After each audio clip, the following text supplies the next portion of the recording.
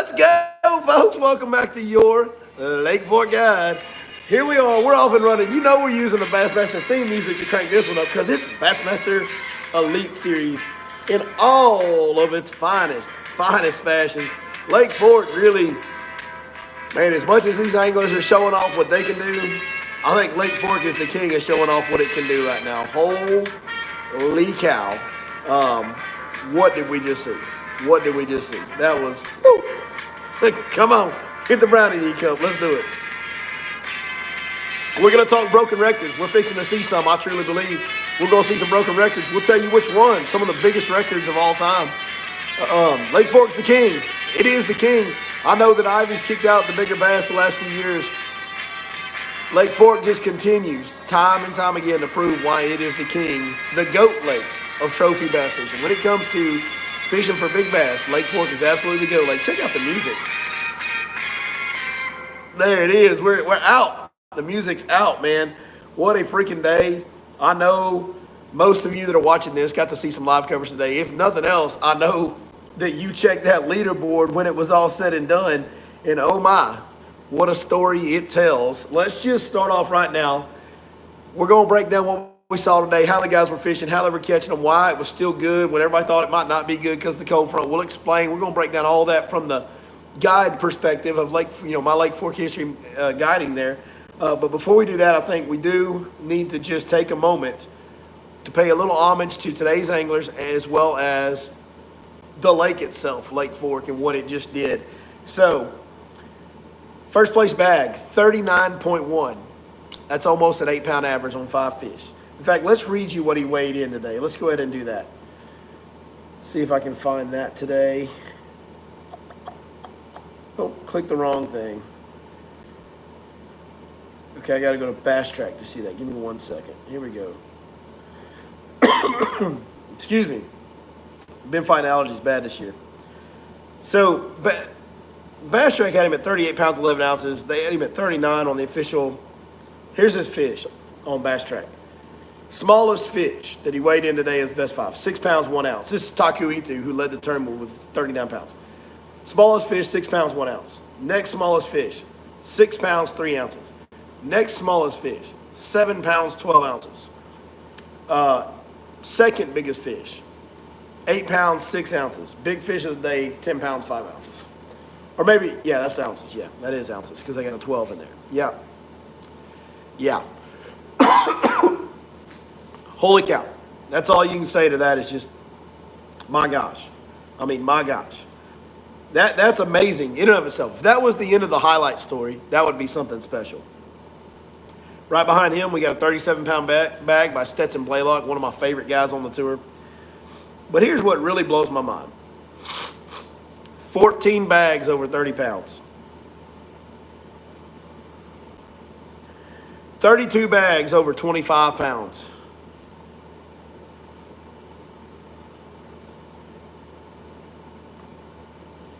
$69 bags over 20 pounds.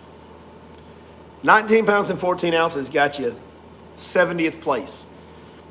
It's a guy named Jason Christie, by the way. He's pretty good, I hear. I hear he's pretty good. So, what the hell just happened? What did we just watch, dude? What did we just watch? Oh my gosh. So I'm going to tell you what we watched. I've said this a few times over the years, and in personal, private conversations, I've said it a bunch to Dave Mercer. I've told Patrick Walters this one. I told Patrick Walters after he won in 2020, and then the next year had a real high finish. I think finished second and caught right at 100 pounds, had his second century belt or something like that. Maybe, yeah, he had a second century belt that year at Lake Fork. Been there twice, got a century belt twice. I told him after that tournament, I said, dude, here's the thing. Y'all ain't hit it yet. Y'all haven't hit it right yet. Here's what's really scary, and I'm going to tell you guys this, and eventually one day I'll be proven right on this, hopefully. Even after today, they haven't hit it perfect. This was good. This was good. And I'm going to talk to you about the things that were good that were going on Lake Fork and why we saw so many big fish caught. But this wasn't what Lake Fork. Lake Fork's got a little more gas in her tank than that even. Believe it or not, there's more gas in the tank than what we just saw today. So let's break down what's happening with the Lake Fork bass and why people are catching, such big bags and so many big bags. So there is not another major body of water that a top level tournament's ever been held on that has more 4 to 8 pound fish per acre. There's not another one that has more than Lake Fork does. That's why it's the king. It's the GOAT Lake of big bass fishing, because you have a better chance to catch a 5, 6, 7, 8 pound plus bass than you do anywhere else on earth. Now, if you want to make the argument that West Texas has some places where you got a better chance at a 13 plus, you can make that argument over the last few years. But just the last few years, historically, you still have to go to Fork. Fork is still king historically, even in that category. But when it comes to the everyday angler going out on the weekend and having a chance to catch a 7 or 8 pounder, there ain't no place like Fork. There never has been, and there's nothing even close to it. What we've seen this week is the first real wave of spawning bass. And so what has happened, the first real wave of spawning bass has got on the bank and locked in with this latest warming trend that ended Wednesday when the cold front blew through. The warming trend ended. The water temp started cooling back off a little bit. But the water warmed so drastically so fast in the shallow water areas that it got those fish all the way back. I mean, all the way back. Far back as you can go in the corners. And they locked on the nets. They really got committed. And once they get committed, they're not leaving that spot, especially if eggs have dropped. And some eggs have dropped. You can see eggs sometimes on beds right now. Once eggs have dropped, the male and the female aren't going anywhere. The female is going to hang around. Sometimes the real big ones only hang around for a day or two. Sometimes they hang around for a week. The males will hang around anywhere from a week to 2. I've even seen one on there for 3 weeks. Maybe males will hang around a long time. And there are 4 or 5 pound males on Fork. So if you want to go bed fishing, excuse me, which by the way, the guy in second place, he was bed fishing to the tune of 37 pounds. He was bed fishing. That's Stetson. Well, the one time I saw him when he was in the background of another competitor's camera, he was bed fishing. So I can only assume he bed fished most of the day or all day. But if you want to go up there, you can do that. Many of those 25 pound plus bags were guys that were looking at them sight fishing. What also happens is that same warming trend that put that first wave on the bank pulled a lot of the fish, the second, third, fourth waves, pulled off the main lake, got into creek arms and mouths of pockets, and set up on timber waiting for the next moon phase and warming trend. So now those fish are congregating outside of the spawning areas in that general vicinity, okay, and they're all setting up. So now you've got a huge percentage of the bass that are either just started spawning and are super defensive and aggressive, and the rest, like another huge percentage of the bass in the lake, have pulled into staging areas in the mouths of creeks and coves where they're going to spawn right outside of them, and they're pulling in there and feeding on whatever they can before they make their moves to the bank. But they're in a very predictable area. That's the thing. The majority of the population on Lake Fork is in one of 2 very predictable areas as we speak. And those fish that have pulled in there, they just got there, man. Like they're all fresh there. They haven't been pressured in those locations yet. When fish, we've always heard anglers refer to, I got the fish coming to me throughout a tournament. When you heard an angler in the past say that, like, watch out, dude, he's going to catch them. Well, we're kind of in a situation where most of the field has fish coming to them right now. Like, they just got there. If they're not still coming, they just got there. So they have fresh fish that have not been pressured in those new areas yet and for great catch rates, even though, here's the thing, what Lake Fork did today, it did in post-frontal conditions. Now, it's a little bit of a not so post-frontal as far as tough conditions because we still had clouds, we still have wind. Post-frontal, when it gets really tough, is usually bright, sunshiny skies and very light winds, accompanied with high pressure and temperatures dropping, water temperatures dropping. We do have the water temperature dropping, but we don't have overly high pressure. We have some wind, and we've got cloud cover. All of that is kind of equaling out to where the bite's still pretty good, right, as we saw it. But the water is cool trending right now, and even though that's happening, they're still catching them the way they are. And that's why I say this is not even the best the best that we can see of Lake Fork. If we had this timing on the first wave of spawners,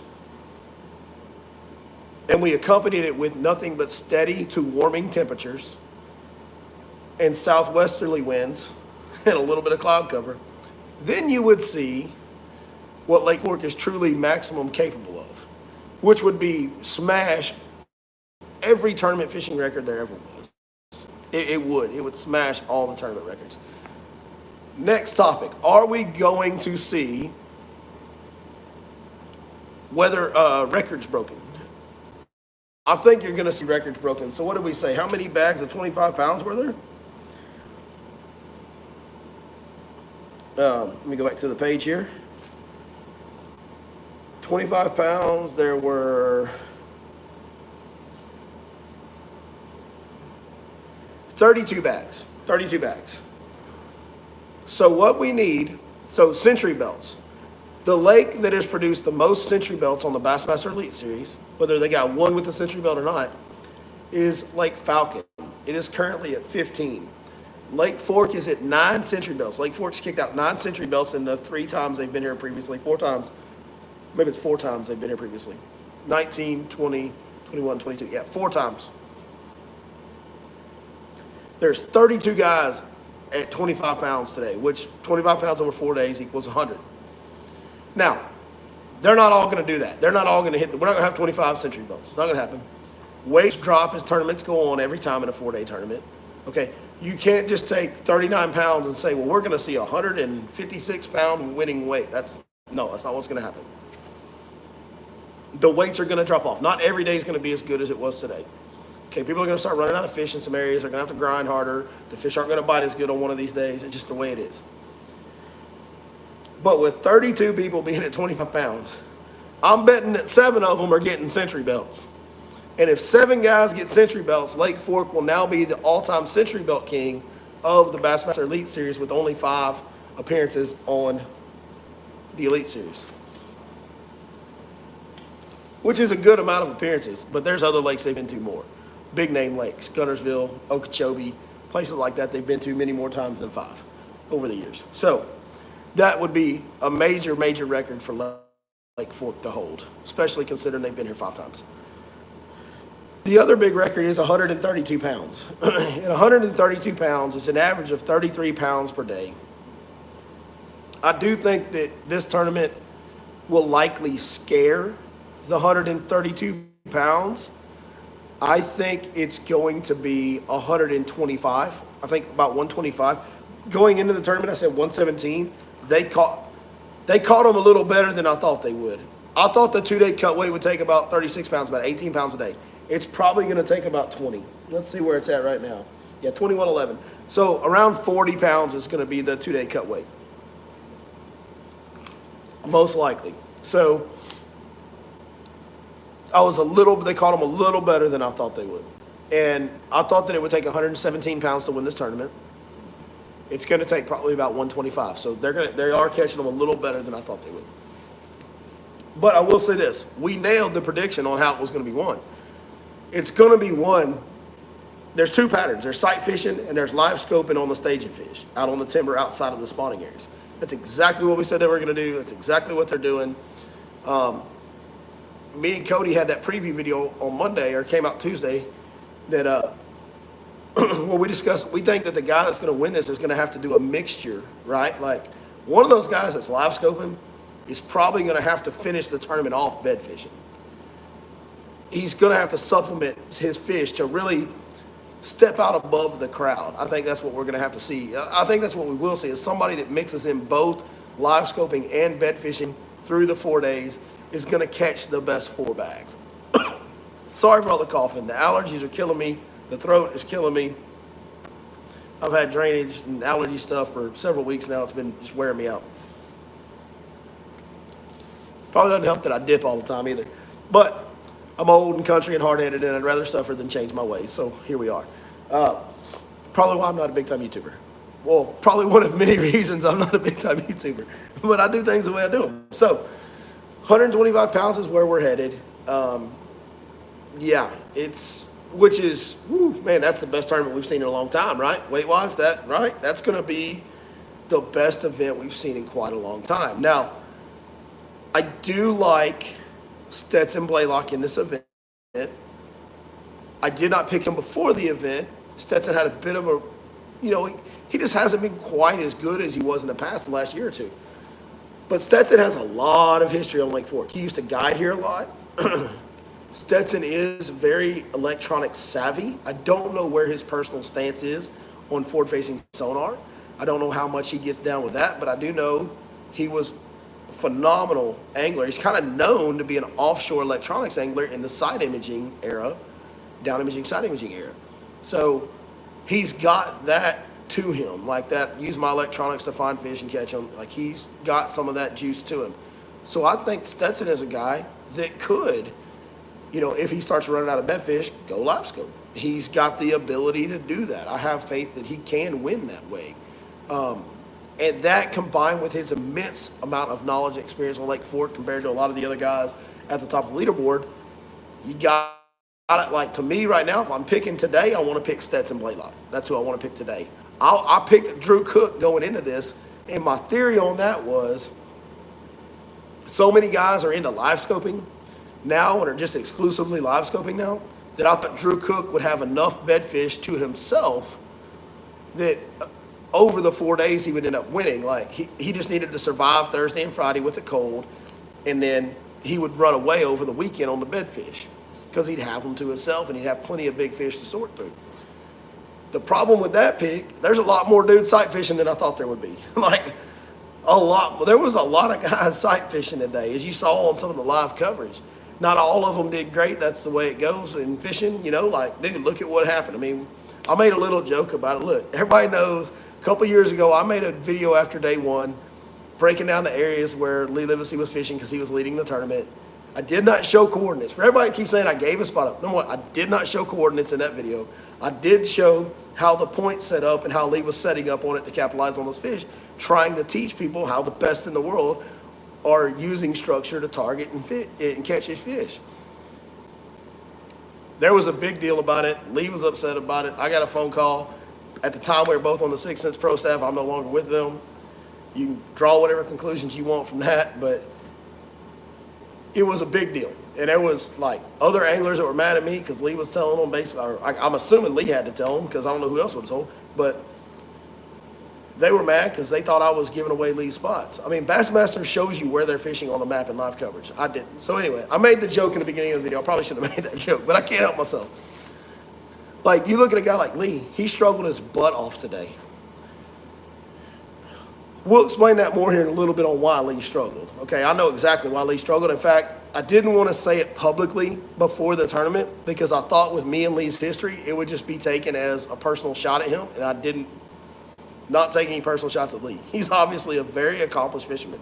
There's nothing that I can ever say negative about Lee's fishing abilities. He's far better than I'll probably ever be, I'm sure. But he's better at certain things, right? Like, not better at other things. And that's the way fishing is.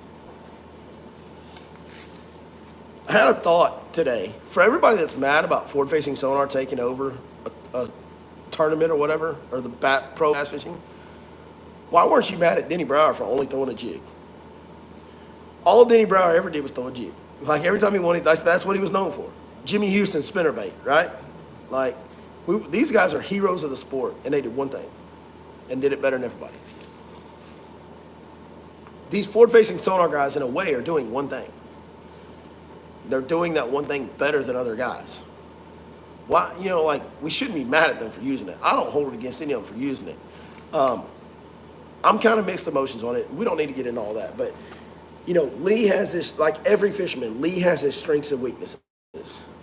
Lee is not a known sight fisherman. He's not a bed fishing guru. Nobody thinks of him as that. He would not, if you ask Lee, he would tell you, I'm not a huge bed fishing guy. I'm sure that he would. Well, there's a lot of bed fishing going on. So that's not how Lee feels confident that he can win. Lee doesn't like live scoping. There's been some rumors that Lee doesn't like the live scoping deal. He doesn't want to do that. That's the other way you can win this tournament. Lee wants to fish structure, drains, shallow hard spots on the shell beds and stuff like that. So what happens on Lake Fork every year when that first major wave of spawners moves to the bank and that second wave starts pulling up, the second, third, and fourth wave start moving in, they're not on the shallow points yet. It takes time for that shallow point deal to develop. There's a little bit of a shallow point bite before the first wave because that first wave will get on the shallow points a little bit.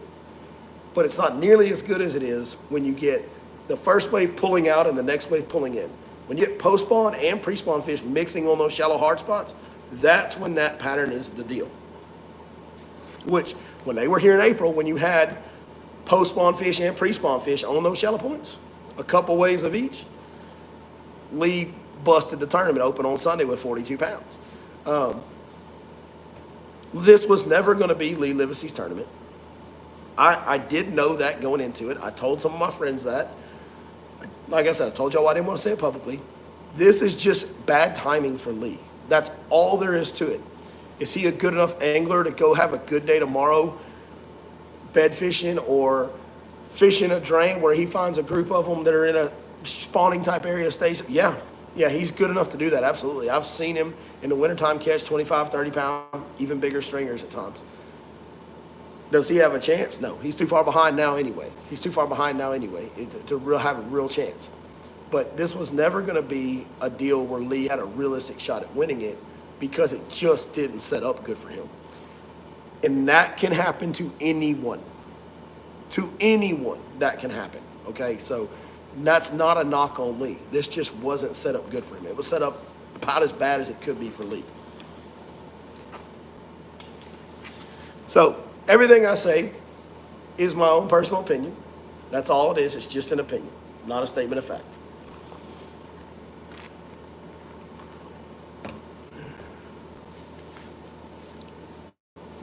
So I have to say those things these days. I think most of y'all can probably figure out why. All right, what else do we need to break down on the tournament? You know, typically the spawning fish would all kind of be in the early spawners, okay? Like the first spawners are in very predictable areas. They're in the flattest, shallowest water. A lot of times they're in the northern ends of the lakes or the very far back of the bigger creeks that run north. One big tip, the earliest spawners will always spawn in the northern reaches of either you need a creek that runs north, a big creek that runs north, or the northern end of the arms.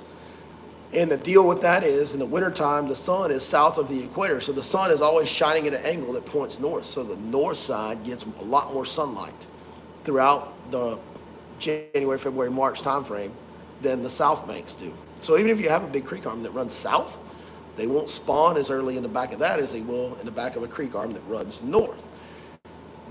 The problem with that is we actually had fish move in. We had a couple of warming trends already that some of those very early spawners moved in on.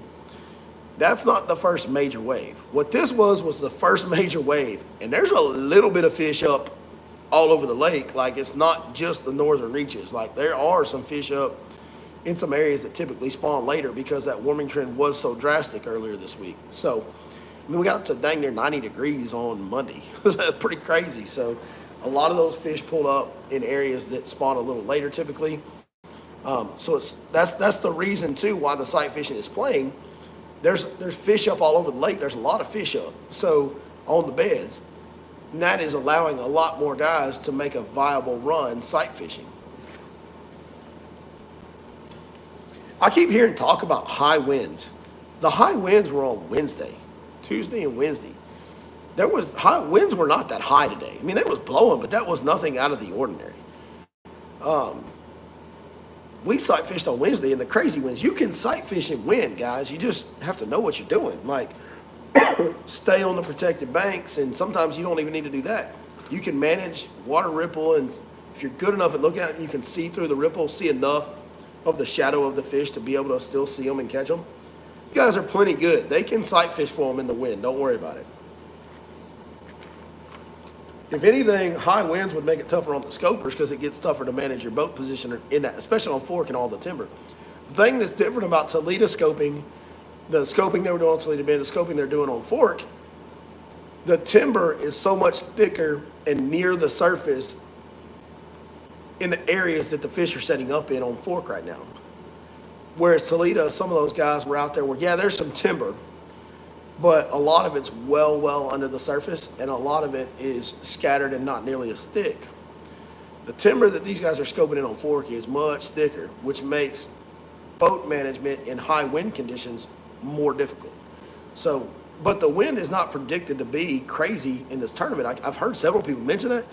Like, we're talking about 10-mile-an-hour winds, 5 to 10, 10 to 15.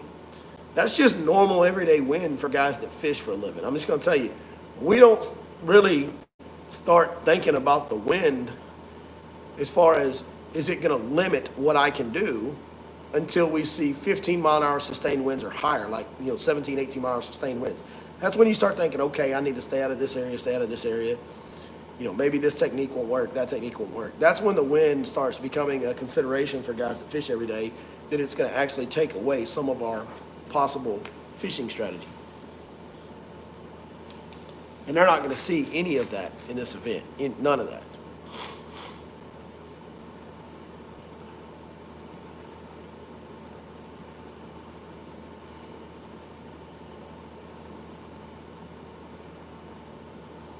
But there's no doubt what we've seen at Lake Fork has been incredibly impressive.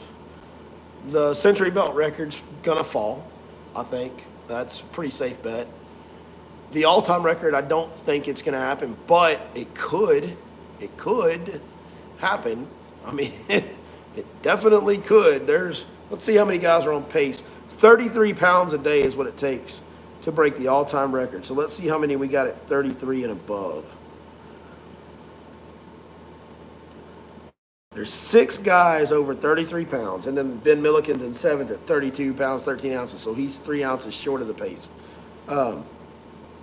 There is 6 guys that, if they average what they average today, would break the all-time 132-pound record. It kind of makes me pause on my 125 prediction. Like, maybe I'm wrong. I mean, it could happen. I really do. I really do think that this is going to be about a 125 deal, is what it's going to be. Yeah. And listen, I want y'all to know something. I'm saying a lot of things, and we were right about a lot of things on this. And I say all these things, and I sincerely hope that I don't sound arrogant or cocky in any way.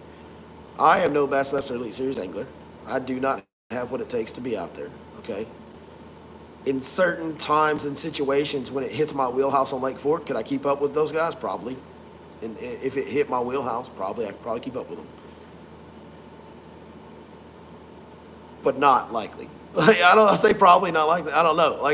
Even if it was all in my wheelhouse. What I do know is there's plenty of times when those guys are on other lakes, or even when they're on Lake Fork, when I cannot keep up with them. I know I can't. I am no Elite Series angler. The deal is, I know a lot about Lake Fork. I know more about it than I can execute on. I'm not as good at fishing as these guys are. But I do have a great knowledge of how the fish behave on Lake Fork. I have studied and watched everything these fish do for 15 years now, since I moved here in 2009. I started guiding in 2015.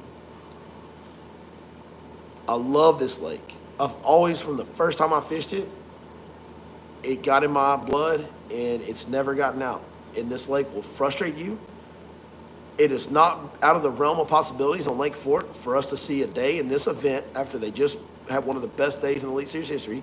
It's not beyond the realm of possibilities for it to go out there and struggle. Now, struggle on Lake Fork means somebody's still going to catch 25, 27, but most of the field be down in the 17 and below range. Like, that can still happen, even though they caught them this good today. I don't think it will, but it could. Lake Fork fish are as tough to catch as anywhere. They're as tough of a fish to catch as you'll ever find in the United States. There's no doubt about it.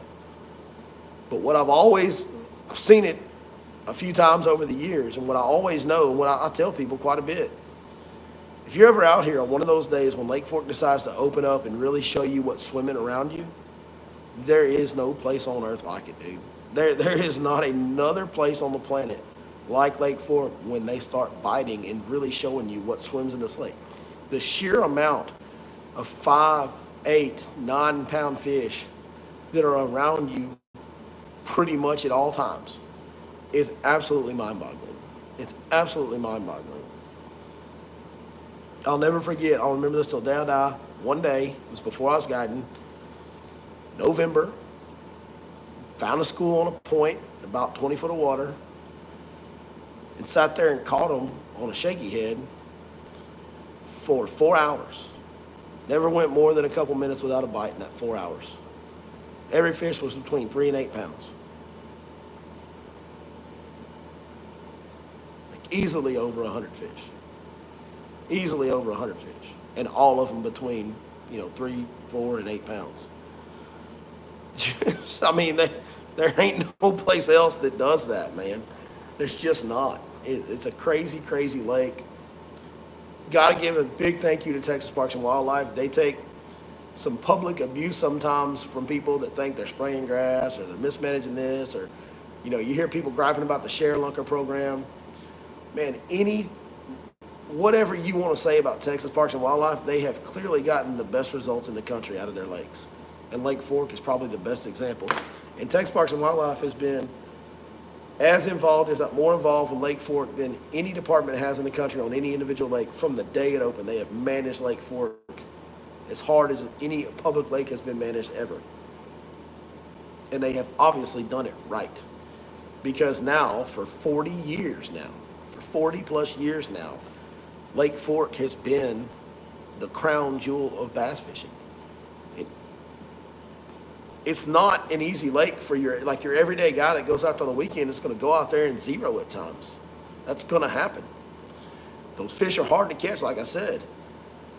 But the management of the resource, what exists in that waterway, is better than everywhere else. And there is no doubt about that.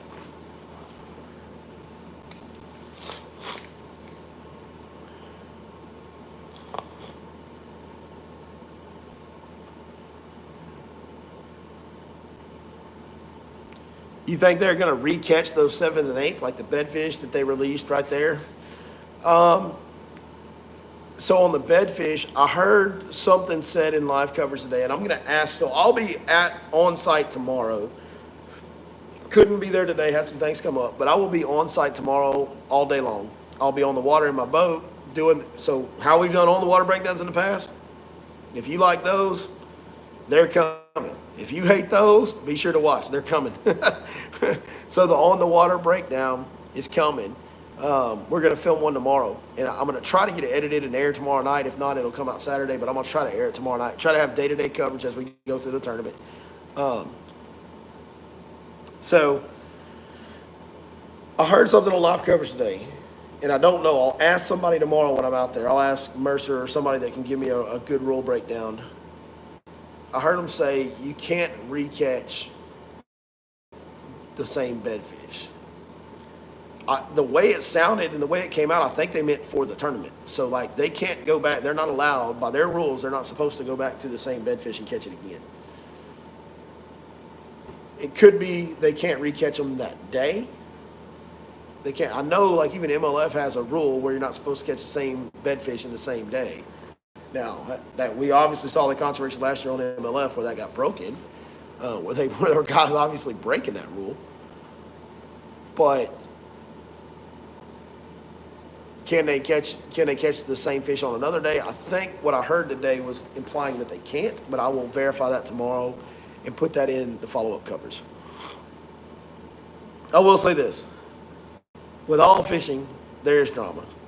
And there's one Elite Series angler that disappointed me greatly this week. It was very disappointing. Very disappointing to hear what happened.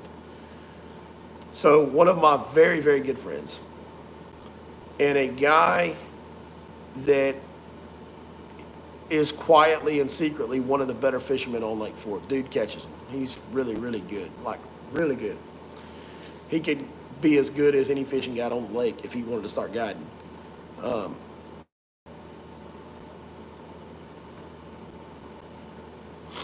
So he's out there on the water Wednesday during practice.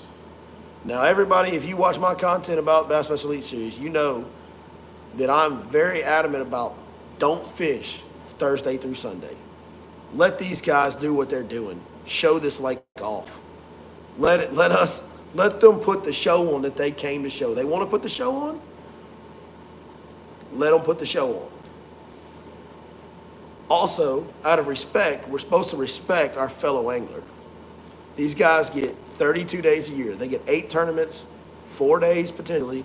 You get 32 days a year to build their brand, to make checks. Their whole livelihood revolves around these 32 days a year. Let them have their 4 days on Lake Fork, and let's have it for 361. I'm very, very adamant about promoting that and saying that we should not be fishing while these guys are fishing Lake Fork.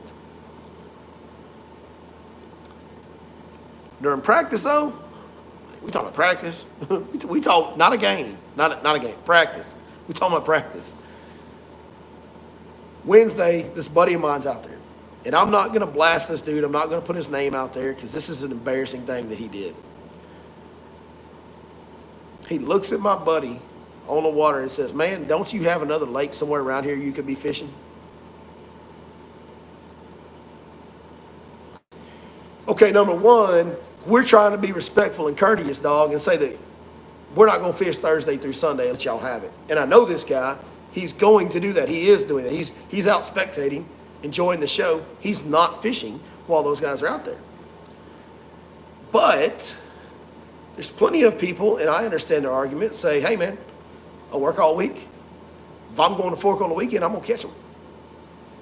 I do understand that. I don't 100% agree, but I respect your right to your decision. I understand where you're coming from. People do have every right to fish the lake, Mr. Elite Series Angler that said this. And for you to be asking a guy or saying something kind of smart alecky or with an attitude to a guy about how he should go find another lake to fish during your practice, who the hell do you think you are, dog? Like, you're not that important. You do realize most of the fishing world doesn't even care about tournament fishing. Like, most of the consumers, most of the people that go fishing and use bass fishing equipment never watch the Bassmaster Elite Series, don't care about it at all. That's the reality of the fishing industry. The Guggen Squad damn sure proved that. On top of that, I got some advice for you, Mr. Elite Series guy. That's one of the best local anglers in the area that you're telling to go to another lake. You might want to shut the hell up and watch him fish for a little while and learn something, because he'll probably teach you something about Lake Fork. You might want to just be polite, be courteous. It's not a competition day. And if he shows you something while you're sitting there in front of him, great. I know you can't ask him anything. He can't tell you anything. It's a no info rule. But if you see the dude working a bed fish and flipping something different or running a swim jig down the bank that you weren't throwing, you might learn something from one of the better anglers in the area.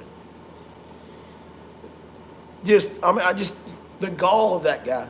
Number one, that guy that you're talking to is a Bassmaster fan. He's out there watching today. He was out there in his boat, falling around, watching today. He is a Bassmaster fan. You should be kissing his butt. He's the reason, him and all the other Bassmaster Nation fans are the reason that y'all do what you do and get paid to do it. It really disappointed me to hear that. I've never heard one of them do that during practice. I understand the frustration. I get their frustration on game day, on Thursday through Sunday. I do. When people are fishing their stuff, I get that frustration. But even when that happens, you don't have the right to ask somebody to leave. It is a public lake. That is part of the deal. Do I think that people are right for fishing there Thursday through Sunday? Nope. But they have the right.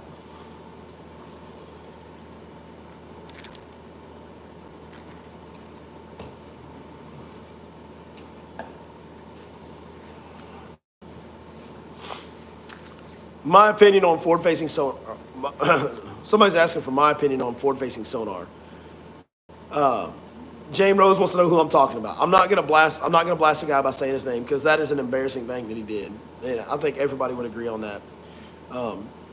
But if he watches this, and a lot of the guys do see my content, if he watches this, I hope that he hears that and hears what it sounds like from another's perspective and learns from it, because I'm sure he's probably a good dude. That's the thing. A lot of us make these mistakes on the water. You know, we get like the emotional, like the stress and the pressure of performing and I feel it. I feel it on guide trips at a different level, but like you get the pressure to perform and catch fish all the time, and then something happens and you react a little bit differently than you normally would have or than you wish you would have. And so that's the reason for me bringing this up and putting this out there. I hope that some Bassmaster angler hears this, and maybe it's the guy that did it, maybe it's other people that have felt that way at times, and they just understand it from a different perspective and think, differently about how they would handle that situation if it comes up again. And by the way, I need this advice at times for me. I've made my share of mistakes. I'll tell you guys right now where the bad blood between me and Lee Livesey comes from. I will tell you that right now. It comes from me acting like a freaking butthole during a guide trip one day because of that stress and pressure of putting people on fish every day. And it was a fall deal, and I had one little ditch that was better than everything else I had in the afternoons. And I had been going there every day for a week or more. And I know when I film a video and put something on video, that there's going to be some locals that figure it out. But when it's another fishing guide and they show up in that exact spot right after the video airs, at the exact time of day that you were there every day and all that stuff, it gets under your skin a little bit. It's like, dude, come on now. Come over here and fish with me, but like don't just straight up go park on my spot, dude. And this was a little ditch that was holding them. And so after that video aired, a day or two after it aired, Lee was sitting in that spot when I got there. And I didn't say nothing the first day. Second day, we go eat lunch earlier, and I soon rush through lunch and fly up there to try and beat Lee to it. I get down off plane, I'm idling in, I look behind me, Lee's right behind me. I'm like, oh crap. And this was before Lee was on the Elite Series. So I'm trying to idle, and it's a long idle through a lot of trees. And I get in a hurry, and I end up getting hung up on 2 stumps. And I got to make my customers stand up to get me off, to help me get off stumps. And Lee ends up idling past me, probably laughing as he went by me because I got hung up on the stumps. And he goes and parks right in that ditch. And I was mad. I was so mad when this happened. I was frustrated. I thought Lee, and by the way, I'm sure Lee didn't need the video to know how to find those fish. Like, he probably found them on his own. He probably didn't even watch the video. But in my head, with all the stuff you hear about guys, hole jumping this, hole jumping that, all the rumors and the dock talk that goes on at Lake Fork and all the drama, in my head, I thought that Lee had seen the video and made the decision to go fish that and was, hole jumping me, cutting me off. And then I got hung up on the stump, and he went past me. And so you can understand what's going on internally, right? Like, on the outside, I got to be nice to these customers and all that and be professional. But on the inside, I'm, like, pissed. So once I get off the stumps and Lee's already up there in the ditch, I just go and sit right next to him in the ditch where I could literally dang near cast in his boat. And I just sat there and stared at him like I wanted to fight him. I mean, I was completely wrong. Like, I was a jerk to him that day. And me and Lee have hardly had any interaction personally ever. But that was his most in-depth and first real interaction with me. So I don't blame the guy for not liking me. Now, I will say that I have since apologized for that. I went up to him on the day he caught the 42 pounds and looked him in the eye, and I said, man, I know history's history, but dude, what you did was so special. I just want to tell you congratulations, awesome job. And Lee still never wanted to talk to me. And then I made that video in 22, and he got really mad about that, and we haven't spoke since, and probably never will speak. So at some point, it's just 2 guys that just ain't going to get along, and you just move on. It is what it is. But I started the relationship between me and Lee off the wrong way. So me saying this about this Elite Series angler acting out of line, I'm not on my high horse saying that I'm above it. Like, I get it. I've done things like that too.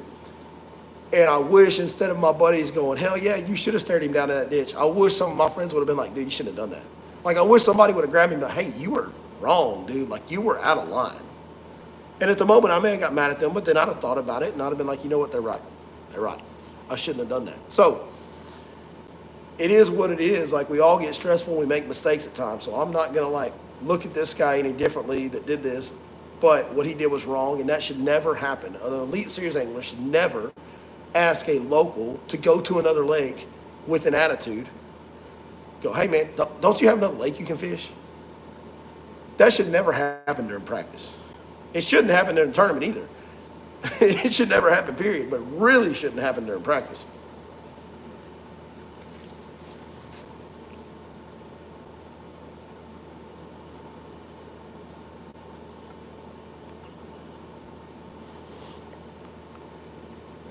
What's your opinion on Zaldane? You're a fan of his, but he live scoped all day and he puts out videos of him hating it. I think Zaldane comes from a background before that existed. Obviously, we know that. So it's just when you get something figured out and you're one of the best in the world at it, and then all of a sudden it changes and now you got to start all over, man, that's a frustrating thing. That's a frustrating thing. I think Chris is obviously still one of the best anglers on earth. I mean, obviously he is. But to some of these guys that are so young, that some of these guys, we're starting to get guys on that tour that have never fished without a live scope. Like, that's starting to happen. I mean, we got a freaking 19-year-old that just turned 19 like yesterday or whatever it was, between these two events, he turned 19. So, that guy's probably been fishing with live scope since he first started really fishing. It's something he's got to relearn. It's just a new thing. He's almost got to start over and become an expert when he already thought he had climbed that mountain. So it's a point of frustration for him.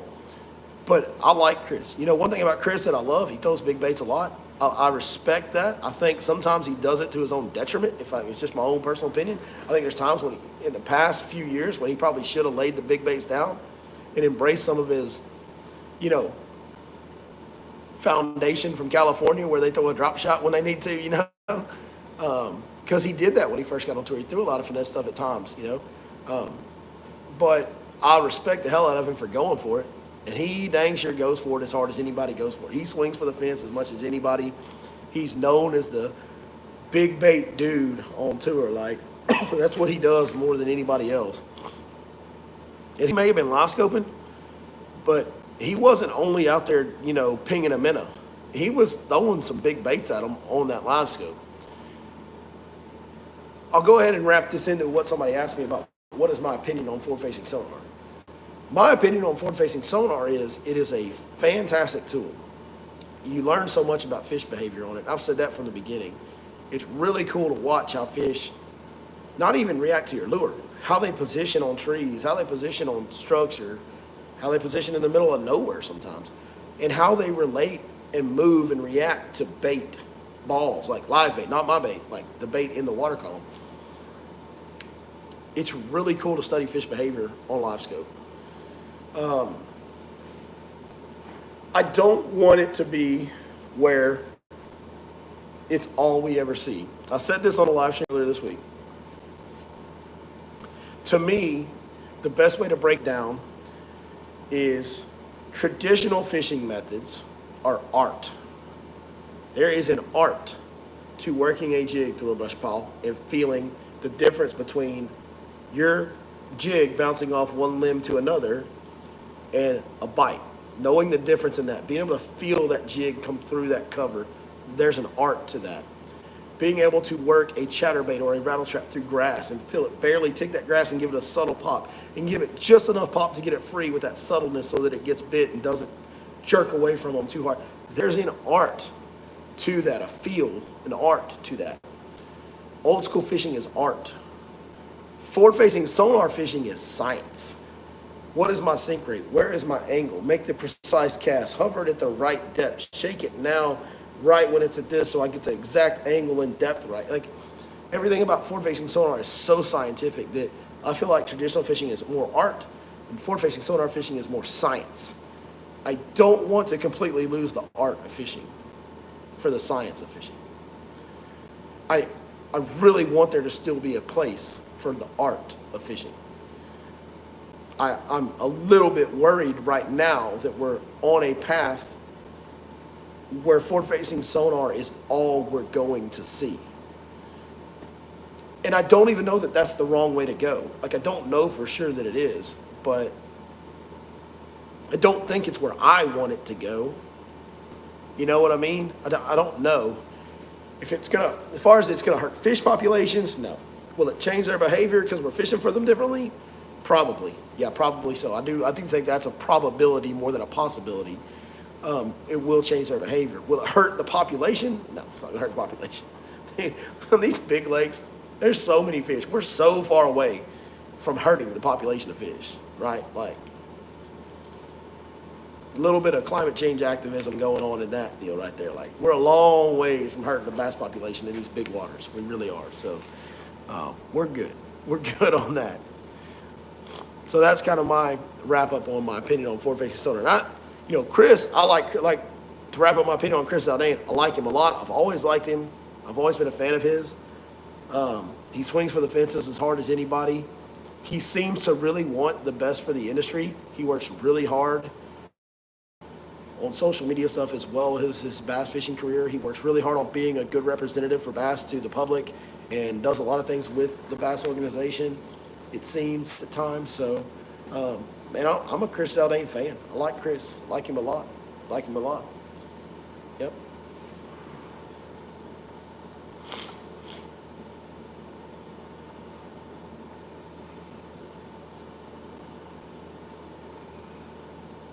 Holy cow, there's lots of comments tonight.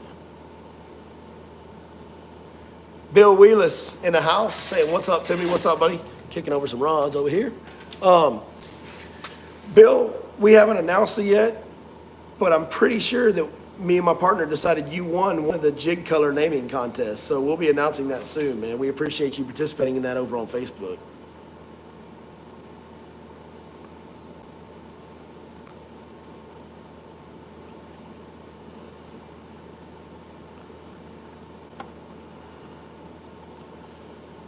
Tony Wynn saying it's cool, but it really takes the fun out of it, and everyone can't afford it, and people who are struggling, it's going to hurt them. Yeah, the everyone can't afford it deal is part of it, but that's been a part of it for a long time. Everyone couldn't afford side imaging. Everyone couldn't afford a bass boat that'll run 70. Everyone couldn't afford a 112-pound thrust trolling motor when the Fortrex was out. Everyone can't afford a $100 swim bait. Like, that's always a part of bass fishing. There are ways, like, you can be so good at other fishing that you overcome that. Now, it's hard, but you can. Did the minnow bucket go down after Tony sold it? Man, don't want to bash the Lake Fork business. I've not heard any good things since Tony sold it. I'll just say that.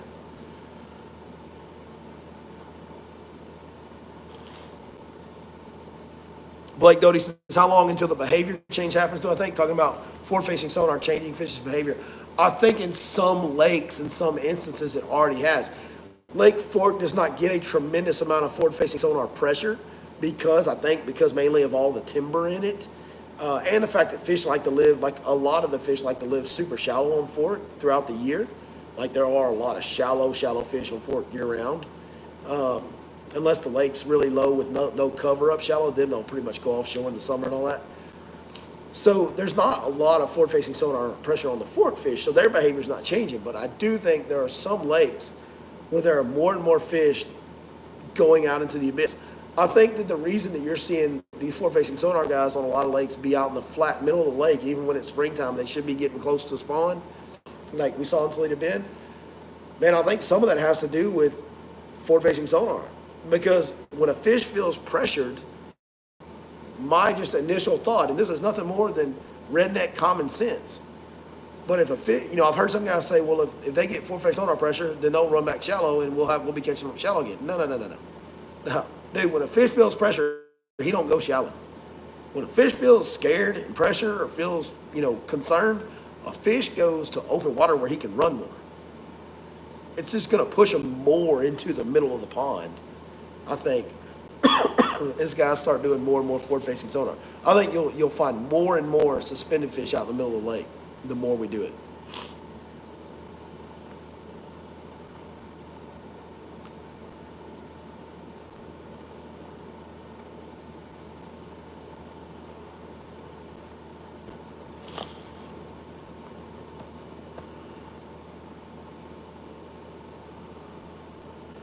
Thought the coverage was great today. The coverage was great. It was very, very great. They do a great job over there. Do a great job at Bassmaster.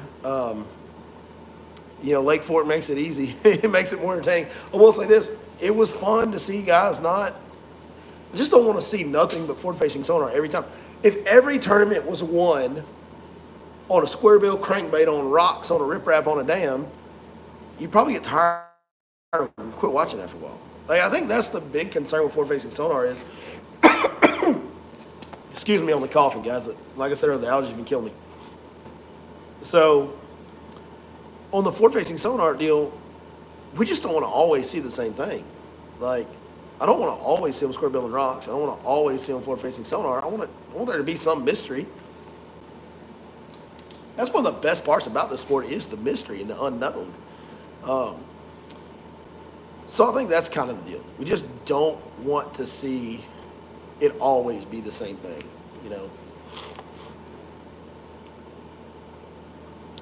So in OH, for example, they might be adapting a little quicker than fishing fork. Absolutely. Yeah, OHIV obviously has gotten probably as much per acre forward-facing sonar pressure as anywhere in the country. Yeah, those fish are gonna, you know, yeah, if they're feeling that pressure and it's changing their behavior, they're gonna be wandering the ocean out there, which is, you know, in a way gonna be good for forward-facing sonar guys, but in a way, it still makes it to where you gotta cover so much open water to find them. And then they'll just start getting harder and harder to catch out there too because they'll feel more pressure and then they won't bite as good. Like fork fish that are so tough to catch because they get all that pressure.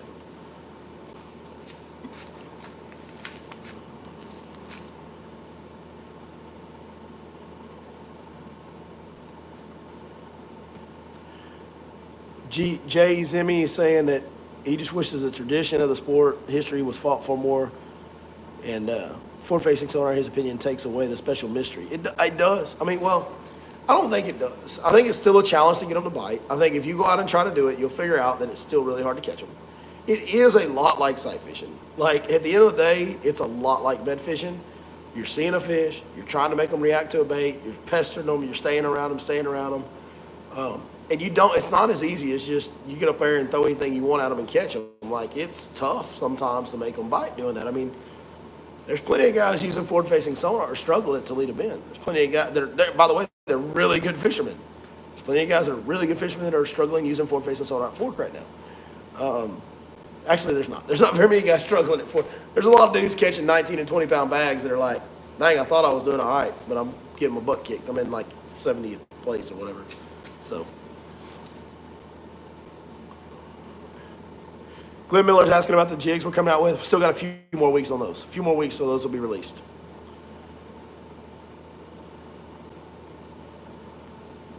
Do I think they should put restrictions on equipment like other sports?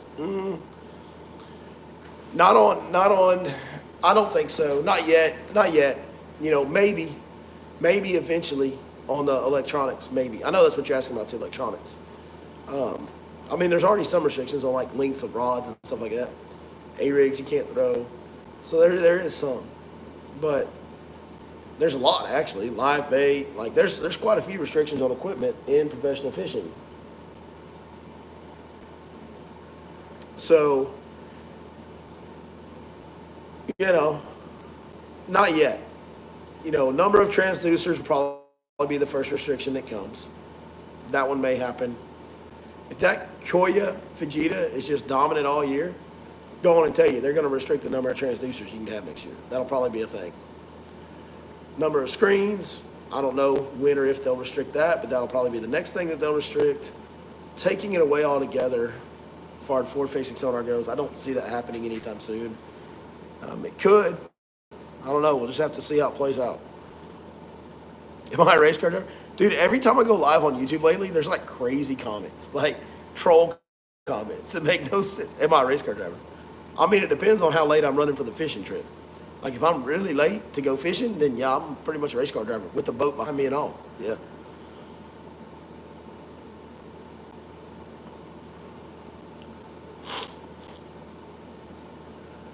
I think I already answered the jig deal. Our jig that's coming out, new jig coming out that I designed, it's going to be out. It's a few weeks away, just a few weeks away. Should be ready here in a few more weeks.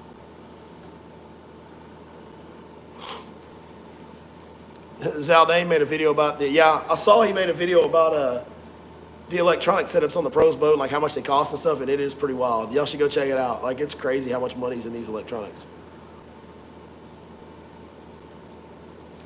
A new trail with limitations on electronics would be fun and more relatable to the everyday angler. Also giving out for the guys that are struggling. Yeah, it would be. I don't know how much it would draw because the guys that are real serious about tournament fishing are going to have forward-facing sonar. And I'm going to go on and tell you, it is a pain in the butt to take forward-facing sonar off. So for them to just remove it for one tournament and then put it back on for the next week, not a lot of guys are going to do that.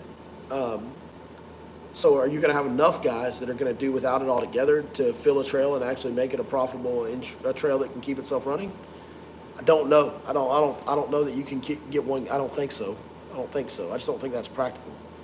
It's interesting. I like the concept of it. I think it's an interesting concept. I would be down for it. I would probably go fishing if I was allowed. But I don't think we can do that.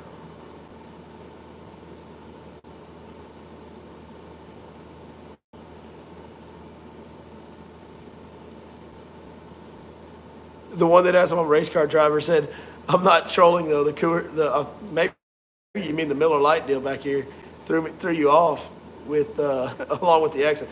Well, I am from East Texas, and that is just an old race car hood that I got way back in the day. I'm not even a NASCAR fan. I just thought that hood was cool.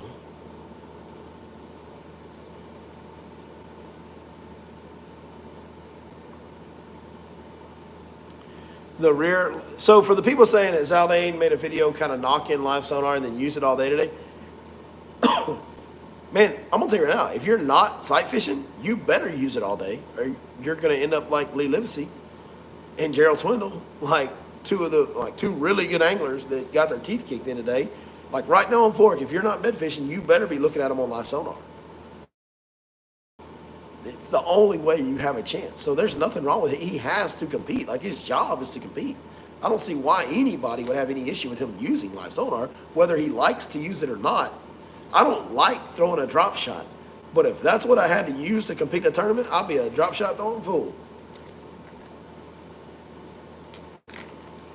Can I shout you out? Salvin, I will shout you out. What's up, Salvin? Guys, I'm going to go ahead and wrap this up. The voice is struggling. I got to baby it a little bit. I got more talking to do over the weekend. My pronouns are USA. That's one of the comments. It's so awesome, dude. There's so many great comments these days. All right.